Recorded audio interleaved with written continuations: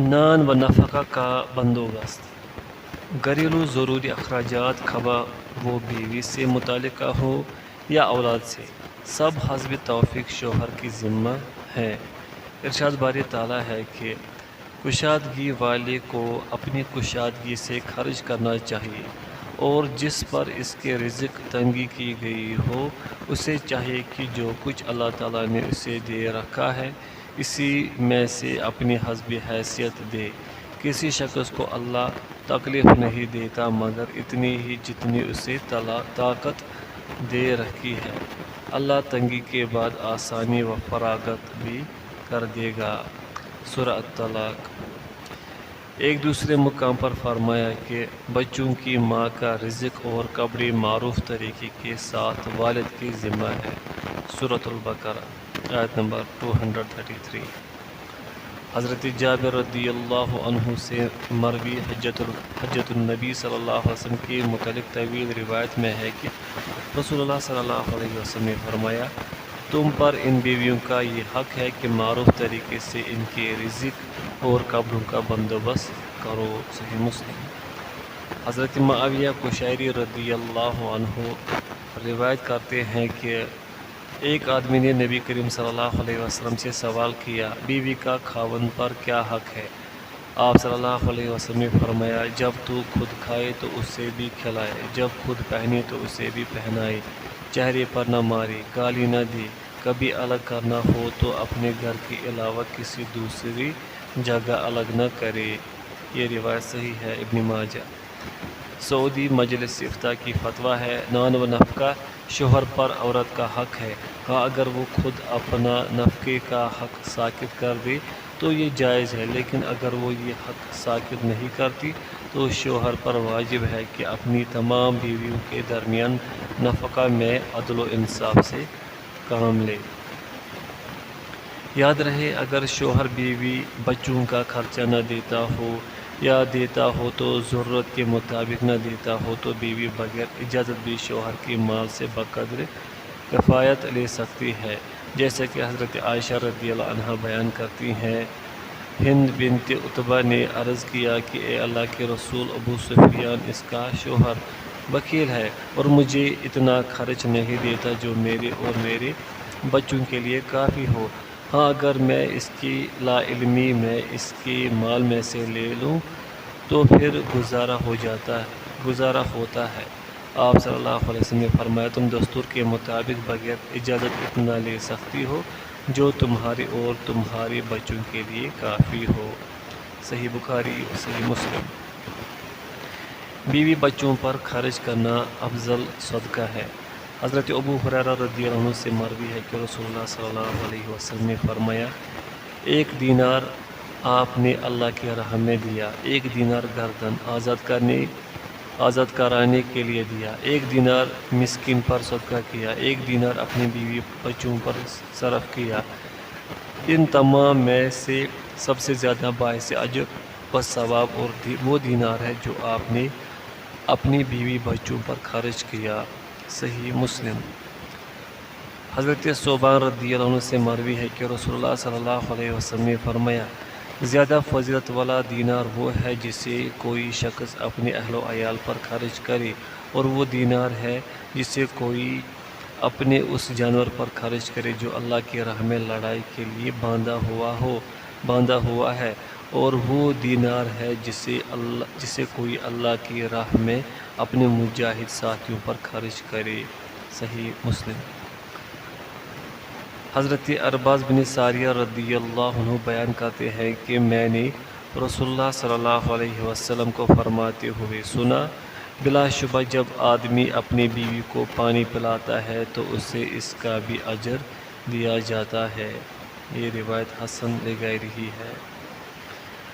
حسن سلوک۔ ارشاد باری تعالیٰ ہے کہ ان عورتوں کے ساتھ اچھے طریقے سے بود و باش رکھو۔ سورۃ النساء۔ حضرت عائشہ رضی اللہ عنہا سے مروی ہے کہ رسول اللہ صلی اللہ علیہ وسلم نے فرمایا، تم میں سب سے بہتر وہ ہے جو تم میں سے اپنی بیوی کے لیے سب سے بہتر ہے، اور میں تم میں اپنی بیوی کے لیے سب سے بہتر ہوں۔ یہ روایت صحیح ہے، ترمذی۔ ابن اعظم رحمۃ اللہ فرماتے ہیں عورتوں کے ساتھ حسن سلوک سے پیش آنا فرض ہے۔ سعید سابق رحمۃ اللہ فرماتے ہیں اولین جو کام شوہر پر واجب ہے وہ یہ ہے کہ وہ اپنی بیوی کا اکرام کرے اور اس کے ساتھ حسن معاشرت اور اچھا معاملہ اختیار کرے۔ سعودی مجلس افتاء کے فتویٰ شوہر پر واجب ہے کہ اپنی بیوی کے ساتھ حسن معاشرت اختیار کرے اور اسے معروف طریقے کے ساتھ اپنے پاس روکے رکھے۔ شیخ ابن باز رحمۃ اللہ فرماتے اس میں کوئی شک نہیں کہ شوہروں پر اپنی بیویوں کے ساتھ معروف طریقے سے معاشرت اختیار کرنا واجب ہے۔ بیوی کی عزت و آبرو کی حفاظت۔ شوہر پر واجب ہے کہ عورت کی عفت و عصمت کی حفاظت کرتے ہوئے پردہ کا ماحول بنائے، اسے غیر محرم مردوں کے ساتھ میل جول نہ رکھنے دے، اسے بناؤ سنگار کرا کے بے حجابی کی حالت میں اجنبی لوگوں کے سامنے نہ لے کر جائے، کیونکہ اگر وہ ایسا کرے گا تو شریعت کی نظر میں دیوس یعنی بے غیرت کہلائے گا، اور دیوس جنت میں داخل نہیں ہوگا، جیسے کہ فرمان نبی ہے کہ 3 آدمی نہ تو جنت میں داخل ہوں گے اور نہ ہی اللہ تعالیٰ ان کی طرف نظر رحمت فرمائیں گے، ایک والدین کا نافرمان، دوسری وہ عورت جو مردوں کی مشابہت کرتی ہو، اور تیسرا دیوس۔ مسند احمد کی ایک روایت میں یہ وضاحت بھی موجود ہے کہ دیوس وہ ہے جو اپنے گھر والوں میں بے حیائی کو برقرار رکھے۔ یہ روایت صحیح ہے۔ بیوی کی اسلامی تعلیم کا انتظام۔ ارشاد باری تعالیٰ ہے کہ ترجمہ اے ایمان والو، تم اپنے آپ کو اور اپنے گھر والوں کو اس آگ سے بچاؤ جس کا ایندھن انسان اور پتھر ہے، جس پر سخت دل مضبوط فرشتے مقرر ہیں، جنہیں اللہ تعالیٰ جو حکم دیتا ہے اس کی نافرمانی نہیں کرتے بلکہ جو حکم دیا جائے بجا لاتے ہیں۔ سورہ تحریم آیت نمبر 6۔ اس آیت میں اہل ایمان کو ان کی ایک نہایت اہم ذمہ داری کی طرف توجہ دلائی گئی ہے، اور وہ ہے اپنے ساتھ اپنے گھر والوں کی بھی اصلاح اور ان کی اسلامی تعلیم و تربیت کا اہتمام، تاکہ یہ سب جہنم کا ایندھن بننے سے بچ جائے۔ مندرجہ ذیل دلائل سے بھی یہی بات ثابت ہوتی ہے کہ مرد کی ذمہ داری ہے کہ وہ اپنی بیوی کو دینی تعلیم دے، اسے نیکی کا حکم دے اور اس کی اسلامی تربیت کرے، وگرنہ اسے روز قیامت اس چیز کا بھی حساب دینا ہوگا۔ حضرت ام سلمہ رضی اللہ عنہا بیان کرتی ہیں کہ رسول اللہ صلی اللہ علیہ وسلم ایک رات بیدار ہوئے تو فرمایا ان حجروں والیوں کو جگاؤ، صحیح بخاری۔ حضرت عائشہ رضی اللہ عنہا بیان کرتی ہیں کہ رسول اللہ صلی اللہ علیہ وسلم رات کو تہجد پڑھتے اور جب وتر ادا فرمانے لگتے تو کہتے عائشہ اٹھو اور وتر پڑھو، صحیح مسلم۔ حضرت ابو ہریرہ رضی اللہ عنہ سے مروی ہے کہ رسول اللہ صلی اللہ علیہ وسلم نے فرمایا اللہ تعالیٰ ایسے آدمی پر رحم کرے جو رات کو اٹھے اور نفل پڑھے، اپنی بیوی کو بھی نوافل کے لیے اٹھائے، اور اگر وہ اٹھنے سے انکار کرے تو اس کے چہرے پر پانی کے چھینٹے مارے۔ یہ روایت صحیح ہے، ابو داؤد وغیرہ۔ حضرت عبداللہ بن عمر رضی اللہ عنہما سے مروی ہے کہ میں نے رسول اللہ صلی اللہ علیہ وسلم کو فرماتے ہوئے سنا، مرد اپنے اہل و عیال کا نگران ہے اور اس سے اس کی رعیت کے بارے میں سوال ہوگا، صحیح البخاری۔ متعدد بیویاں ہوں تو عدل و انصاف۔ اسلام نے شوہر کو ایک سے زیادہ شادیوں کی اجازت دی ہے، جو شوہر کا حق ہے، لیکن اس کے ساتھ ساتھ اس پر عورتوں کے اس حق کی ادائیگی بھی فرض کی ہے کہ وہ ان سب بیویوں کے درمیان عدل کرے، اور اگر وہ عدل نہیں کر سکتا تو ایک بیوی پر ہی اکتفا کرے، جیسے کہ ارشاد باری تعالیٰ ہے کہ ترجمہ اگر تمہیں عدل نہ کر سکنے کا خوف ہو تو ایک ہی کافی ہے، یا تمہاری ملکیت کی لونڈی یہ زیادہ قریب ہے کہ ایسا کرنے سے ناانصافی اور ایک طرف جھک پڑنے سے بچ جاؤ۔ سورۃ النساء آیت نمبر 3۔ حضرت ابو ہریرہ رضی اللہ عنہ سے مروی روایت میں ہے کہ نبی کریم صلی اللہ علیہ وسلم نے فرمایا جس کی 2 بیویاں ہوں اور وہ ان میں سے ایک کی طرف مائل ہو تو وہ روز قیامت ایسی حالت میں آئے گا کہ اس کا ایک پہلو مفلوج ہوگا۔ یہ روایت صحیح ہے ابو داؤد۔ اس مسئلے کا مزید بیان آئندہ باب متعدد شادیوں کا بیان کے تحت آئے گا۔ ناراضگی کی صورت میں بیوی کو صرف گھر میں ہی چھوڑنا، جیسے کہ حضرت معاویہ رضی اللہ عنہ کی روایت میں ہے کہ رسول اللہ صلی اللہ علیہ وسلم نے عورت کا مرد پر حق بیان کرتے ہوئے فرمایا کہ عورت کا یہ بھی حق ہے کہ شوہر نے کبھی الگ کرنا ہو تو اپنے گھر کے علاوہ کسی دوسری جگہ الگ نہ کرے۔ یہ روایت صحیح ہے ابن ماجہ۔ حق کھلا، ارشاد باری تعالیٰ ہے کہ ترجمہ تمہارے لیے حلال نہیں کہ تم نے انہیں جو دے دیا ہے اس میں سے کچھ بھی لو، ہاں یہ اور بات ہے کہ دونوں کو اللہ کی حدیں قائم نہ رکھ سکنے کا خوف ہو، اس لیے اگر تمہیں ڈر ہو کہ یہ دونوں اللہ کی حدیں قائم نہ رکھ سکیں گے تو عورت رہائی پائے یعنی کھلا لینے کے لیے فدیہ یعنی حق مہر دے ڈالے، اس میں دونوں پر کوئی گناہ نہیں۔ سورۃ البقرہ آیت نمبر 229۔ حضرت ابن عباس رضی اللہ عنہما بیان کرتے ہیں کہ حضرت ثابت بن قیس رضی اللہ عنہ کی بیوی نبی کریم صلی اللہ علیہ وسلم کی خدمت میں حاضر ہوئی اور عرض کیا کہ اے اللہ کے رسول، مجھے ان کے اخلاق اور دین کی وجہ سے ان سے کوئی شکایت نہیں ہے، البتہ میں اسلام میں کفر کو پسند نہیں کرتی کیونکہ ان کے ساتھ رہ کر ان کی حقوق زوجیت کو ادا نہیں کر سکتی۔ اس پر آپ صلی اللہ علیہ وسلم نے ان سے فرمایا کیا تم ان کا باغ جو انہوں نے بطور مہر دیا تھا واپس کر سکتی ہو؟ انہوں نے کہا ہاں۔ آپ صلی اللہ علیہ وسلم نے ثابت رضی اللہ عنہ سے فرمایا کہ باغ قبول کر لو اور انہیں طلاق دے دو۔ صحیح البخاری۔ اسلام نے جیسے مرد کو علیحدگی کے لیے حق طلاق دیا ہے، اسی طرح عورت کو حق کھلا سے نوازا ہے کہ اگر وہ شوہر کے ساتھ کسی معقول سبب کی بنا پر نہ رہ سکتی ہو تو کھلا کے ذریعے علیحدگی اختیار کر لے۔ یاد رہے کہ کھلا یہ نہیں ہے کہ عورت مرد کو طلاق دے دے، بلکہ کھلا کا مطلب یہ ہے کہ عورت مرد سے طلاق کا مطالبہ کرے اور اس کے عوض اس کا دیا ہوا حق مہر اسے واپس لوٹا دے۔ اگر وہ طلاق نہ دے تو عورت شرعی عدالت سے بھی فیصلہ کروا سکتی ہے اور شرعی عدالت شوہر کی طلاق دینے سے انکار پر نکاح فاسد قرار دے گی۔ اس طرح دونوں کے درمیان جدائی ہو جائے گی۔ عورت عدت کھلا ایک حیض گزار کر کسی بھی دوسرے آدمی سے نکاح کر سکے گی۔ اس مسئلے کی مزید تفصیل راکم الحروف کی کتاب طلاق کی کتاب میں ملاحظہ فرمائے۔ حق وراثت۔ مرد کی طرح اسلام نے عورت کو بھی یہ حق دیا ہے کہ اگر شوہر اس کی زندگی میں وفات پا جائے تو اسے شوہر کے ترکے سے حصہ دیا جائے۔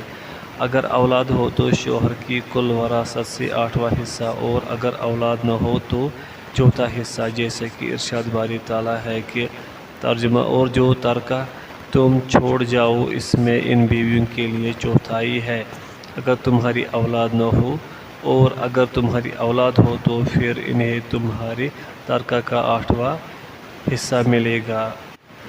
باب متعدد شادیوں کا بیان۔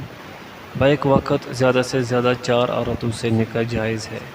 امام بخاری رحمۃ اللہ علیہ نے باب قائم کیا ہے بیک وقت آدمی 4 بیویوں سے زیادہ نہیں رکھ سکتا کیونکہ اللہ تعالیٰ نے فرمایا ہے مثنی و ثلاث و رباع۔ واو او یا کے معنی میں ہے یعنی 2 بیویاں رکھو یا 3 یا 4۔ حضرت زین العابدین رحمۃ اللہ فرماتے ہیں یعنی 2 یا 3 یا 4، جیسے سورہ فاطر میں اس کی نظیر موجود ہے، یعنی 2 پنکھ والے فرشتے یا 3 والے یا 4 والے۔ ابن حجر رحمۃ اللہ مذکورہ باب کے ترجمے کا حکم بالاجماع ثابت ہے۔ حضرت قیس بن حارث رضی اللہ عنہ کہتے ہیں کہ میں جب مسلمان ہوا تو میرے پاس 8 بیویاں تھیں۔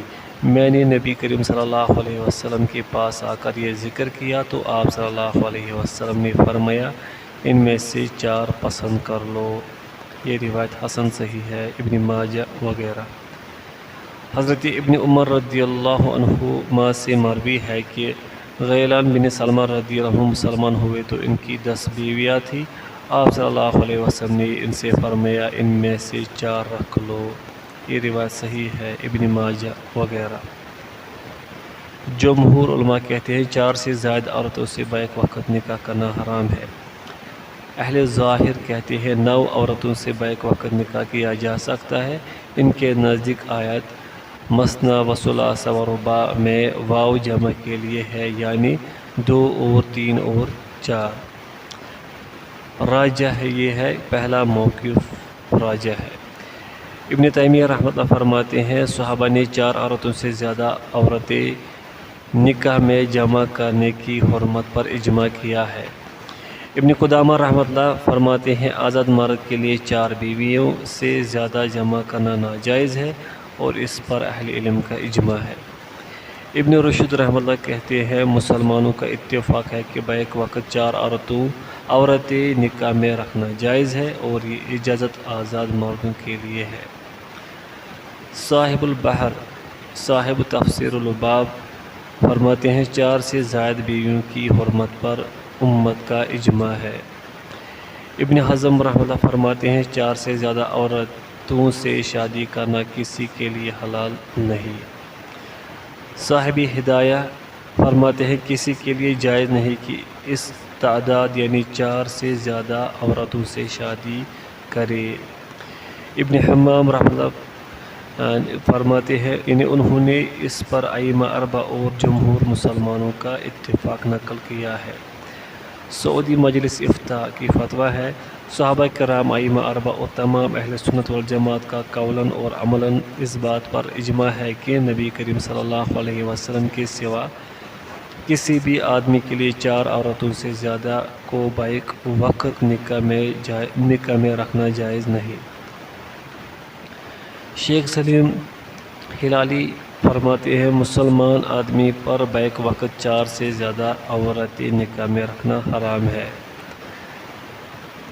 تاہم نبی کریم صلی اللہ علیہ وسلم کی جو بیک وقت 9 بیویاں تھیں، اس کی بعض دینی و سیاسی مصلحتوں کی وجہ سے اللہ تعالیٰ نے خود آپ صلی اللہ علیہ وسلم کو اجازت دے رکھی تھی، اور یہ صرف آپ صلی اللہ علیہ وسلم کے ساتھ ہی خاص تھا، جیسے کہ حافظ ابن حجر رحمۃ اللہ رقم تراز ہے کہ علماء نے اتفاق کیا ہے کہ 4 سے زائد بیویاں بیک وقت نکاح میں رکھنا آپ صلی اللہ علیہ وسلم کی خصائص میں سے ہے۔ مزید حافظ ابن حجر رحمۃ اللہ نے فتح الباری میں نبی کریم صلی اللہ علیہ وسلم کی زیادہ شادیوں کی تقریباً 10 حکمتیں نقل فرمائی ہیں۔ تفصیل کا طالب اس کی طرف رجوع کر سکتا ہے۔ شیخ ابن باز رحمۃ اللہ فرماتے ہیں کسی نے دریافت کیا کہ بعض لوگوں کا کہنا ہے کہ 1 سے زیادہ عورتوں سے شادی کرنا غیر مشروع ہے، سوائے اس آدمی کے جس کی کفالت میں یتیم بچیاں ہو اور وہ ان میں عدم انصاف سے خائف ہو، تو اس صورت میں وہ ان کی ماں یا کسی ایک لڑکی سے شادی کر سکتا ہے۔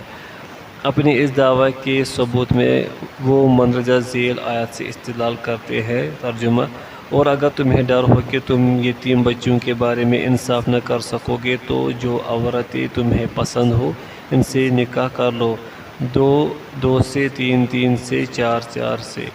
سورۃ النساء۔ ہم جناب سے حقیقت کی وضاحت چاہتے ہیں۔ شیخ نے جواب دیا کہ یہ قول سراسر باطل ہے۔ مذکورہ بالا آیت مبارکہ کا مطلب یہ ہے کہ اگر تم میں سے کسی کی گود میں یتیم بچی ہو اور وہ اسے مہر مثل دینے سے ڈرتا ہو تو وہ کسی اور عورت سے نکاح کرے کہ عورتوں کی کمی نہیں۔ اللہ تعالیٰ نے اس پر کوئی تنگی نہیں کی۔ یہ آیت 2، 3 یا 4 عورتوں سے شادی کے مشروع ہونے کی دلیل ہے، کیونکہ اس طرح پاک دامنی، شرم و حیا اور عزت و آبرو کا تحفظ بہتر انداز میں ہو سکتا ہے۔